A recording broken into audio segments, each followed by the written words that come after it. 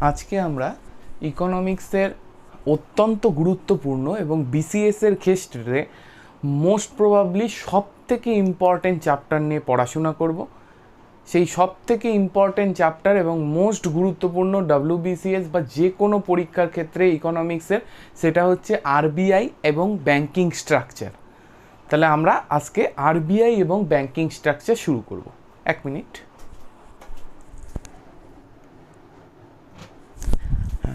শুরু করি তাহলে। আরবিআই এবং ব্যাংকিং স্ট্রাকচার নিয়ে বলতে গেলে তোমাদের ফার্স্টে একটুখানি গল্পের মতো করে বলি। সেটা হচ্ছে আরবিআই, তোমরা জানো রিজার্ভ ব্যাঙ্ক অফ ইন্ডিয়া হচ্ছে আমাদের দেশের অ্যাপেক্স ব্যাঙ্ক।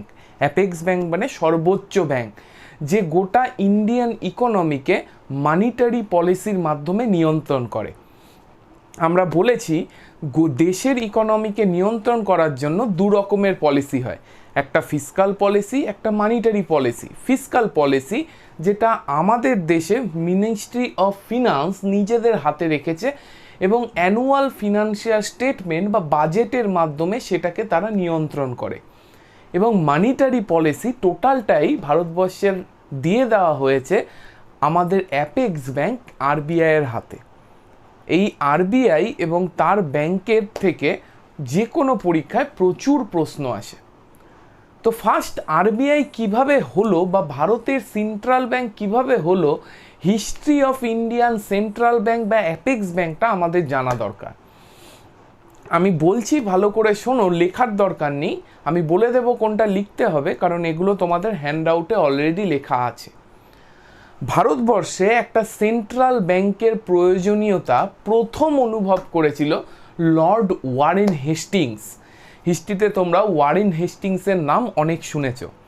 তো ভারতবর্ষের মতো এত বড় দেশে, যেটা ব্রিটিশদের পক্ষে ইংল্যান্ডের থেকে এখানকার মানিটারি পলিসি পরিচালনা করা সম্ভব হচ্ছিল না বলে লর্ড ওয়ারেন হেস্টিং ভারতবর্ষের নিজস্ব সেন্ট্রাল ব্যাংকের কথা প্রথম বলেছিল।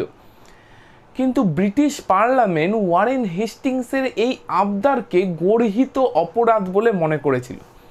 তারা মনে করেছিলেন ভারতের মতো অশিক্ষিত দেশের জন্য সেন্ট্রাল ব্যাংক কোনো মানে হয় না, আমরাই যথেষ্ট এখান থেকে ওদেরটা পরিচালনা করার জন্য। তারপর দীর্ঘদিন সেন্ট্রাল ব্যাংকের কোনো তথ্য বা সেন্ট্রাল ব্যাংক সম্পর্কে কেউ কিছু বলেনি। এরপর ঊনবিংশ শতাব্দীর শুরুতে মানে 1900-র দিকে ধীরে ধীরে কংগ্রেসের প্ররোচনায় এবং ধীরে ধীরে ব্রিটিশ সরকারেরও মহারানীর হাতে চলে যাওয়ার পর ধীরে ধীরে তারাও বুঝতে পারে ভারতের 70 থেকে 80 কোটি লোকের ইকোনমিকে পরিচালনা করার জন্য একটা সেন্ট্রাল ব্যাংকের প্রয়োজনীয়তা আছে। এবং 1913 সালে ভারতীয় সেন্ট্রাল ব্যাংকের ওপর প্রথম কমিটি নিয়োগ হয়, তার নাম হচ্ছে চেম্বারলিন কমিশন।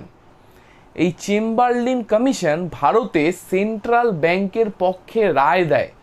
1913 সালে গঠিত এই চেম্বারলিন কমিশন বলে তার রিপোর্টে যে ভারতের ইমিডিয়েট সেন্ট্রাল ব্যাংক দরকার, কারণ এত বড় ইকোনমি, 80 কোটি লোকের ইকোনমিকে পরিচালনা করার জন্য সেন্ট্রাল ব্যাংক খুবই গুরুত্বপূর্ণ। এরপর চেম্বারলিন কমিশনের তথ্য বা রিপোর্ট ব্রিটিশ পার্লামেন্ট থেকে খারিজ করে দেওয়া হয়, অর্থাৎ ভারতীয় সেন্ট্রাল ব্যাংক তৈরি করার জন্য তখনও ব্রিটিশরা প্রয়োজনীয়তা অনুভব করেনি। এরপর 1926 সালে তৈরি হলো royal commission of Indian currency and finance. এটা হিলটন ইয়ংয়ের চেয়ারম্যানশিপে পরিচালিত হয়েছিল বলে এটাকে হিলটন ইয়ং কমিশনও বলা হয়। 1926 সালে গঠিত এই royal commission of Indian currency এবং ফিনান্স চেম্বারলিন কমিশনের তত্ত্বকেই পুনঃপ্রতিষ্ঠিত করলো। অর্থাৎ এরা আবার বলল যে ভারতবর্ষের ইকোনমির পরিচালনার জন্য একটা সেন্ট্রাল ব্যাংক প্রয়োজন। এবার ব্রিটিশ পার্লামেন্ট আর খারিজ না করে এই হিলটন ইয়ং কমিশনের সুপারিশ অনুযায়ী 1934 সালে ভারতের reserve bank of India act pass করে এবং এই অ্যাক্ট অনুযায়ী 1935 সালে ভারতের বহু প্রতীক্ষিত এত বড় ইকোনমির বহু দিনের ভারতের দরকারি জিনিস, সেটা হচ্ছে ভারতবর্ষে সেন্ট্রাল ব্যাংক তৈরি হয়। কিন্তু ভারতবর্ষের যে সেন্ট্রাল ব্যাংক তৈরি হয় সেটা কিন্তু প্রাইভেটে তৈরি হয়, প্রাইভেটাইজেশনের মাধ্যমে, অর্থাৎ সেটা প্রাইভেট শেয়ারে তৈরি হয়। রিজার্ভ ব্যাংক অফ ইন্ডিয়া তৈরি হওয়ার সময় এর 5,100,000 টাকা দামে শেয়ার বিক্রি হয়েছিল, অর্থাৎ 5 লক্ষ শেয়ার, প্রতিটার মূল্য 100 টাকা, অর্থাৎ 5 লক্ষ ইন্টু 100, 5 কোটি টাকা। 5 কোটি টাকা প্রাইভেট ফান্ড কিন্তু রিজার্ভ ব্যাংক অফ ইন্ডিয়ার মধ্যে ছিল। অর্থাৎ ভারতের অ্যাপেক্স ব্যাংক হওয়া সত্ত্বেও এটা কিন্তু প্রাইভেট ব্যাংক ছিল, কিন্তু এর দুটো এক্সট্রা কাজ ছিল। কি কাজ? প্রাইভেট ব্যাংক যেটা দুটো এক্সট্রা কাজ করছে, সেটা হচ্ছে গভর্নমেন্টের ব্যাংক হিসেবে কাজ করা, 1 number, banker to the government হিসেবে কাজ করবে, আর 2 নাম্বার, ভারতীয় প্রতিটা ব্যাংককে পরিচালনা করবে।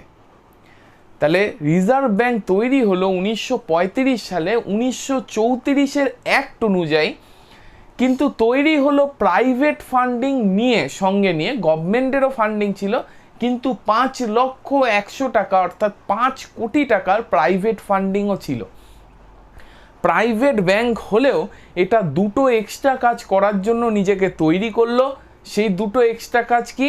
1 নাম্বার আমি বলেছি কি, ব্যাংক গভর্নমেন্টের ব্যাংক হিসেবে কাজ করা, ব্যাংকার টু দ্য গভর্নমেন্ট, আর 2 নাম্বার আমি বলেছি ভারতবর্ষের সমস্ত ব্যাংককে পরিচালনার দায়িত্ব দেওয়া হলো রিজার্ভ ব্যাংক অফ ইন্ডিয়ার ওপর। ভারতবর্ষে অ্যাপেক্স ব্যাংক তৈরি হলো। ভারতবর্ষের অ্যাপেক্স ব্যাংক, এই রিজার্ভ ব্যাংকই গোটা পৃথিবীর বুকে একমাত্র ব্যাংক যে 3টে স্বাধীন দেশের সেন্ট্রাল ব্যাংক হিসেবে কাজ করেছে।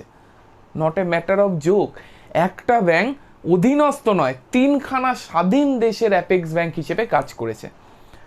1937 সালে ইংল্যান্ডে ব্রিটিশদের হাত থেকে মায়ানমার বা বার্মা যখন মুক্ত হয়ে যায়, 1937 থেকে 1947 অবধি, তা সত্ত্বেও মায়ানমারের অ্যাপেক্স ব্যাংক হিসেবে কাজ করেছে আমাদের রিজার্ভ ব্যাংক। 1947 সালে পাকিস্তান ভারত থেকে আলাদা হয়ে পাকিস্তান স্বাধীন হওয়ার পরও 1947 থেকে 1948 অবধি দীর্ঘ 1 বছর পাকিস্তানের অ্যাপেক্স ব্যাংক হিসেবেও কাজ করেছে আমাদের রিজার্ভ ব্যাংক। এরপর পাকিস্তান স্টেট ব্যাংক তৈরি হলে সে ভারতীয় রিজার্ভ ব্যাংকের থেকে অ্যাপেক্স ব্যাংকের দায়িত্বটা নিয়ে নেয়।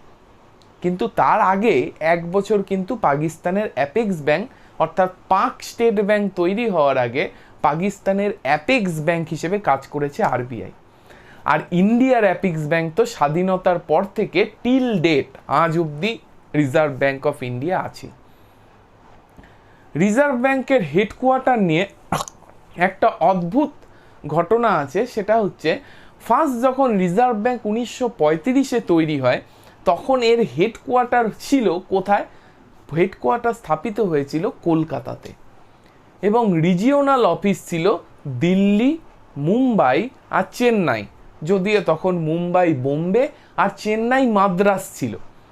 তাহলে হেড অফিস ছিল কলকাতা, তারপরে মুম্বাই, দিল্লি আর চেন্নাই ছিল রিজিওনাল অফিস।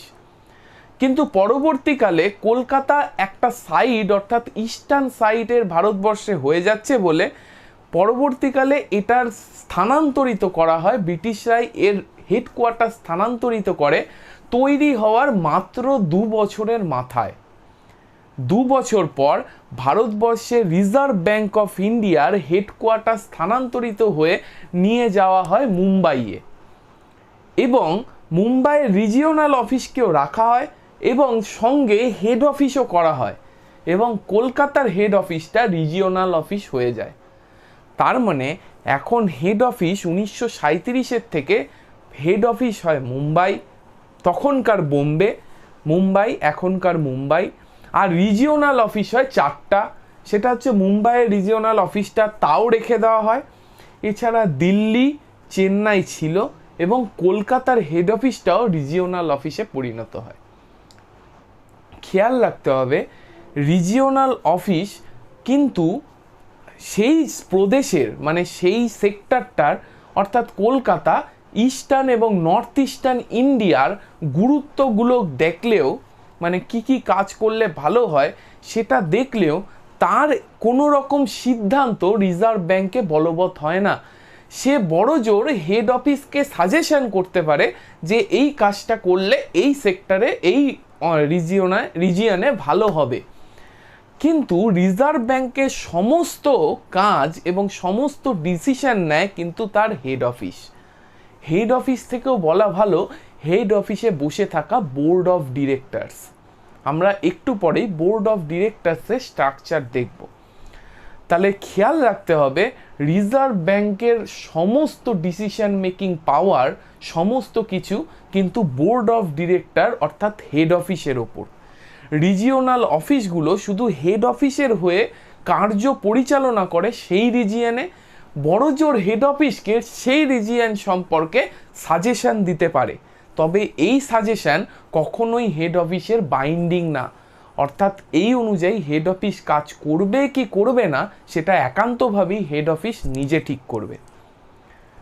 ভারতবর্ষে রিজার্ভ ব্যাংক 1935 সালে তৈরি হওয়ার পর প্রথম নোট তৈরি করে 1938 সালে। একটাই নোট তৈরি করেছিল, 5 টাকার নোট, কিং জর্জের পোর্ট্রেট যুক্ত ওই নোটটা। ওটাকে অনারারি নোট হিসেবে 5 টাকার নোট তৈরি করেছিল। কিন্তু 1938 সালেই কোন নোটকে ওরা ইন সার্কুলেশন ফার্স্ট নোট, যদি পরীক্ষায় প্রশ্ন আসে যে আরবিআই তৈরি হওয়ার পর প্রথম নোট কত টাকার করেছিল, সেটা কিন্তু 5 রুপি অনারারি নোট। কিন্তু ইন সার্কুলেশনে প্রথম কোন নোট এনেছিল 1938-এই, সেটা হচ্ছে 10 টাকার নোট। এই দুটোর মধ্যে পার্থক্য খেয়াল রাখতে হবে। 5 টাকার নোট একটাই করেছিল অনারারি, ওটা কিন্তু বাজারের জন্য নয়, মার্কেটের জন্য নয়। মার্কেটে প্রথম এনেছিল 1938 সালেই 10 টাকার নোট। এটা কিন্তু আমাদের খেয়াল রাখতে হবে। আরবিআই সম্পর্কে খুব গুরুত্বপূর্ণ তথ্য। চলে যাচ্ছি পরেরটায়, যে আরবিআইয়ের প্রথম যে হেড আমরা জানি কে, চেয়ারম্যান অসবর্ন স্মিথ। প্রথম ভারতীয় চেয়ারম্যান যদি বলে তাহলে সিডি দেশমুখ, আমরা সবাই জানি। লংগেস্ট টেনিয়ার, সব থেকে বেশি সময়ের জন্য আরবিআইয়ের গভর্নর কে ছিল, চেয়ারম্যান বলছি, ওটা গভর্নর কে ছিল, সেটা হবে বেঙ্গল রামা রাও। নামটা অদ্ভুত, সবার মনে থাকবে, বেঙ্গল রামা রাও। আর সব থেকে কম সময়ের জন্য মাত্র 20 দিনের জন্য আরবিআইয়ের গভর্নর হয়েছিল অমিতাভ।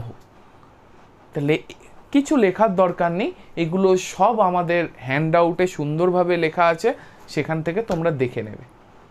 এবার আমি চলে যাই আরবিআইয়ের মেন ওয়ার্কিং বডি বা আরবিআইয়ের সমস্ত ডিসিশন যার হাতে থাকে সেইটার সম্পর্কে বলি, সেটা হচ্ছে board of directors.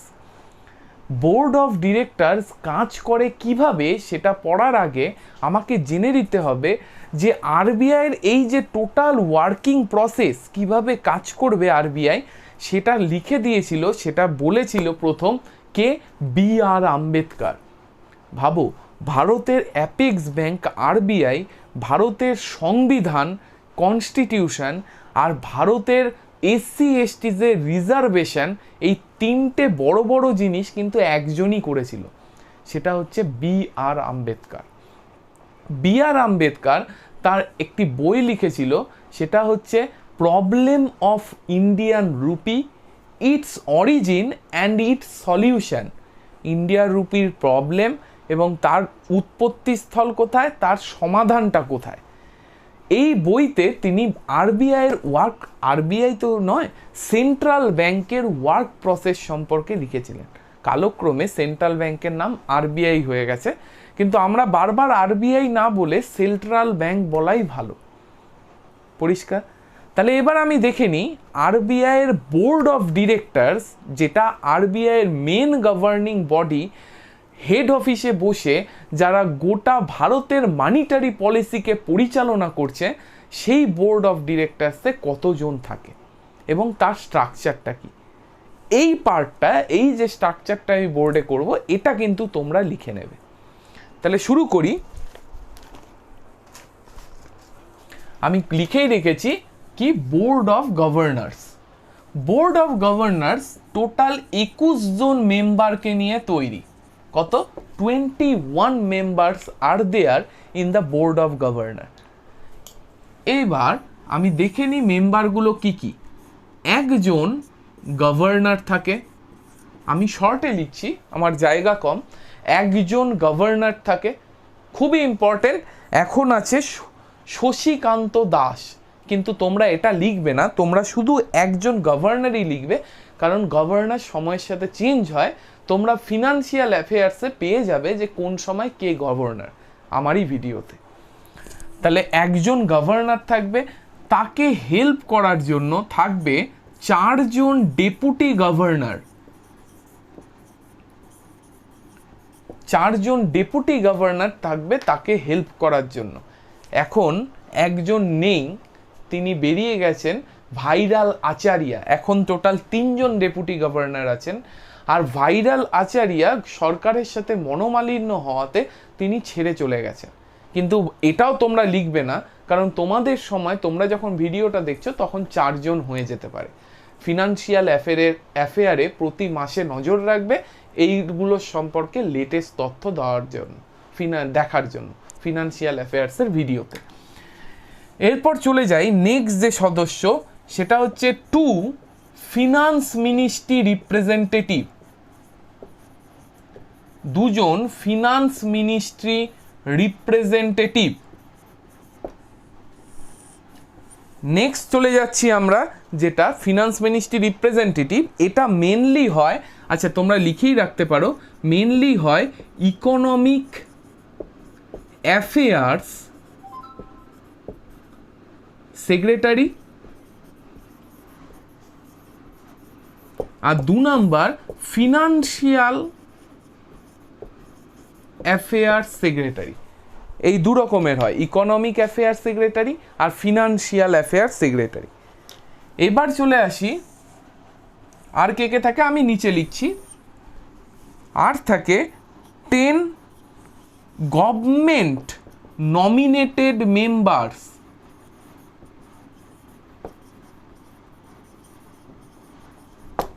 10 John government নির্বাচিত, ইকোনমিক্স বা ভালো জায়গা থেকে নির্বাচিত গভর্নমেন্ট নমিনেটেড মেম্বার 3 জন।